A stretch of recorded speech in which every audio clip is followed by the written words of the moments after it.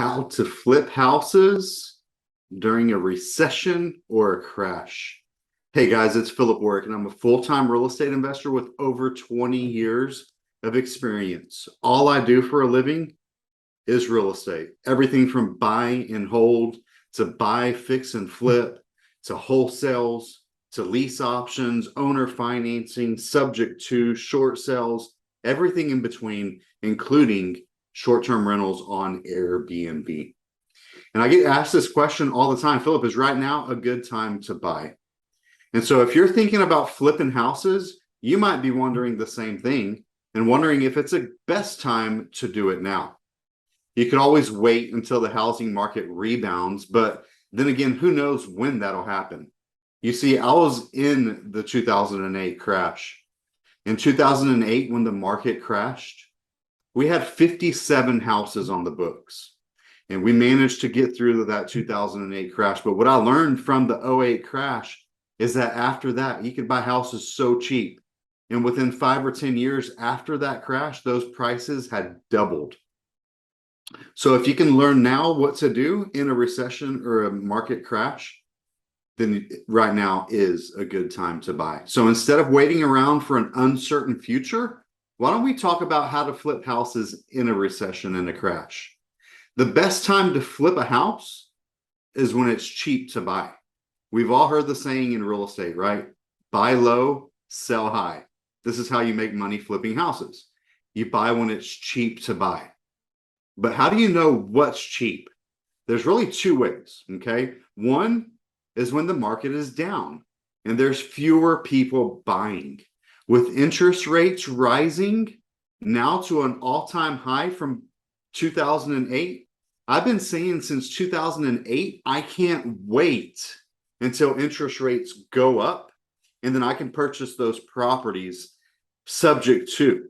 Subject to is simply when you buy a house from a seller, a distressed seller who needs to sell or wants to sell, but they're willing to allow us to take over the debt, to take over the payments on that monthly payment on the low interest rates that they got from '08 until now, right? So right now, as the market's shifting into a down market, I'm getting a lot of deals across my desk from sellers who need to sell or want to sell that have those really good interest rates, anywhere from 2, 3, 4, 5%.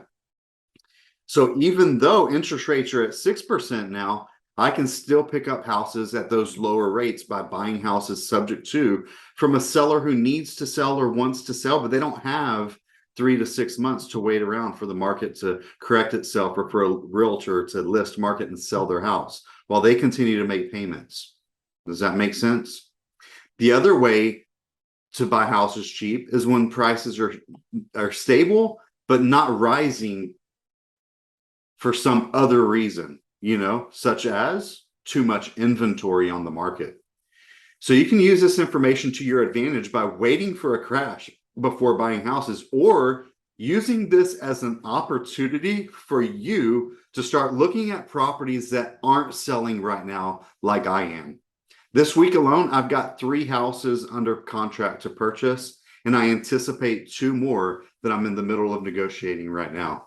So every single day, I'm out there still looking at properties, regardless of what's going on in the market, because there's always opportunity in real estate. So you need to have a lot of patience if you want to flip houses. Those 3 properties that I got under contract this week have come from a lot of follow-up, a lot of consistent no's, a lot of talking to the seller and following up multiple times. If you think that this thing is going to come quick and easy, you're listening to the wrong people, guys. I've been at this for 20 years, and it takes 100 deals before I buy 1 or 2 properties. It takes a lot of work, consistent effort, okay? So again, you need to have a lot of patience if you want to flip houses like me. Patience is the key to success in the real estate market. If you're not patient, you won't be able to flip houses. Having patience is a virtue, and it's also a sign of strength. Patience is one of the best qualities to have. So if you want to succeed as a flipper and an investor in general, having patience should be your top priority. The housing market will rebound. The housing market is cyclical. And as long as you buy low and sell high, you can make a profit no matter what the economy is doing. When you find a good deal on a house, don't hesitate to buy it, even if it does seem like an unusual time to be buying real estate right now. I tell my student partners all the time, as long as you buy and you don't have to sell, you don't have to worry about the ups and downs of the market.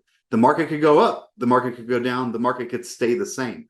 But if you're in a position where your rents can cover the holding costs of that property, you don't have to sell. You can hold that property for 1 year, 2 years, 3 years, or 5 years. And get this, when I'm buying properties, I'm always buying properties below market, even in an up market, even when the market's stable. We buy equity when we purchase houses. We're buying distressed properties that we can buy below market value because they need to be renovated and be brought up to the full market potential. So we're always buying below market value. We don't pay full price for houses, especially on houses that need to be renovated. Does that make sense? So when you purchase your property, you make your profit when you buy, but you don't get paid until you sell. So if between the time of purchasing that property and the time where you're ready to exit, as long as you can hold on to that property long enough, there will be a time to sell. The time to sell might not be right now. Or if you bought low enough, you will be able to sell it when you're ready. So you need to learn how to buy low and sell high, even if that means buying low today and selling high a year, 2 years, 3 years down the road, like I do. In order to flip houses, you need to learn how to buy low and sell high. It's not as simple as it sounds, but if you can get the timing right, then it can be extremely profitable. One of my mentors always says, you cannot time the real estate market, but what you can do is control the things that you do have control of. You control your acquisition price when you purchase the property. You control the terms of the financing that you use when you purchase that property. Whether you're buying subject to or with a private money partner or with private money or with hard money or with permanent financing on your loan. As long as you control those variables and think in a way strategically to plan ahead for any market condition that will come to bear, you'll be okay, right? So whether we're in an up market or a down market, always plan for the worst case scenario. See, I'm a paranoid optimist. What does that mean? I am paranoid that things could go wrong. I'm paranoid that the market could crash. I'm paranoid that it might not work out the way I planned, but I'm optimistic that it will work out and that I will do whatever it takes, no matter what comes about, to make that deal work out, right? So you have to work diligently and always look for alternatives and always think ahead to what could go wrong and plan ahead for those situations. So in order to flip houses, you do need to buy low and sell high, okay? It is important to note that flipping houses during a recession or a crash can be much more difficult because of the lack of demand in the market. However, there are some areas where property values have dropped significantly and there is still potential for growth. Okay, you're going to look for buy low, sell high. Here's what we recommend. Okay, this is what I recommend is to buy in an area that is still growing or at least has good potential for future growth. Buy in an area with undervalued home prices compared to their projected values over time. So what I like to do is I like to buy houses in the median price range, okay? Up to no more than double what that median price range is. So whatever area you're in, just Google it. Say, what is the median price range for houses in your city, right? What is the median price range for houses in Houston, Texas? What is the median price range for houses in Deer Park, Texas? What is the median price range for houses in your area? Okay, so when you do that search and you find out that the median price range, for example, is $250,000 in your local area where you want to invest or where you're evaluating a property, then you want to stick with houses in that median price range. You want to deal with houses that are $250,000 to $500,000 at the most, because we want to live where most of the buyers are. We want to do business where there's a lot of demand, and all of the demand, 90 to 95% of the demand, is going to be in that median price range property. So if you're dealing in houses in that median price range, when it's time to exit, there'll be plenty of buyers ready to buy that property, especially if you're in an area with great school districts and very desirable areas, right? So buy in areas with undervalued home prices compared to their projected values.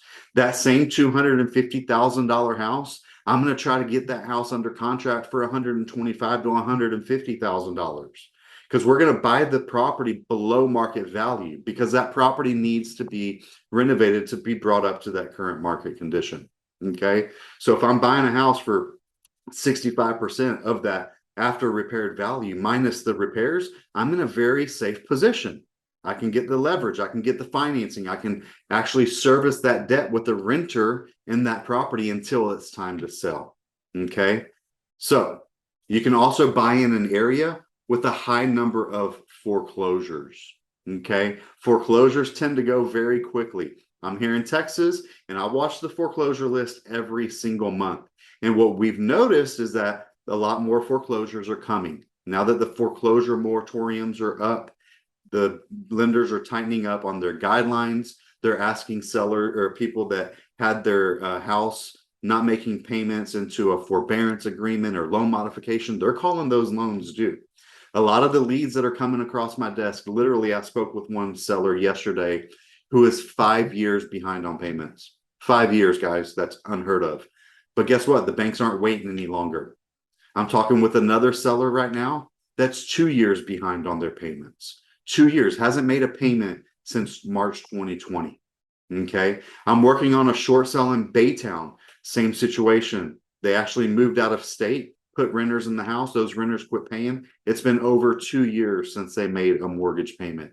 The foreclosures are coming in and they're coming in hot. And trust me, all three of these people that I'm dealing with, they're good people. They need our help. They need a solution.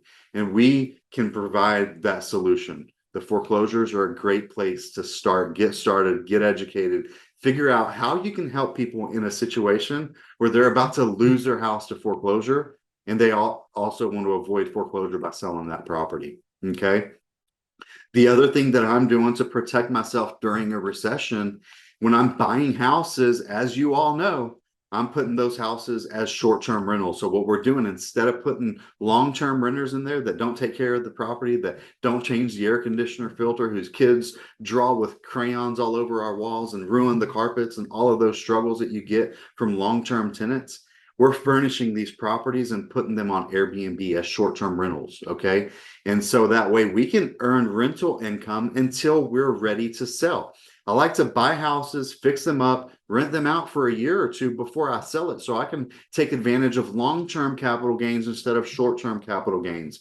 And by doing that with the Airbnb, I can keep that property well maintained. I can keep that property rented on short-term rentals. That way, when I am ready to sell, it's still getting income while it's on the market. And I don't have to worry about waiting for a tenant's lease to expire before I can sell that property because I have short-term tenants in there and I can sell that property at any time. So that's another thing that I'm doing that's working great for me today in today's economy, in today's market crash. And that's why every single day I'm going to continue purchasing houses. I'm going to continue talking to sellers. I'm going to continue solving their problems by buying their house today, even in this market. Okay. So in conclusion, flipping houses is a great way to make money. Just make sure that you're prepared to ride out those ups and those downs of the market. Get educated, get a mentor, find somebody else like me or myself that can work with you to help you navigate all of these things. I can help you figure out what's the best path for you to get started in real estate or to take your real estate business to the next level. Thanks for watching this newsletter. God bless you guys, and I'll talk to you soon. Let's go flip a house.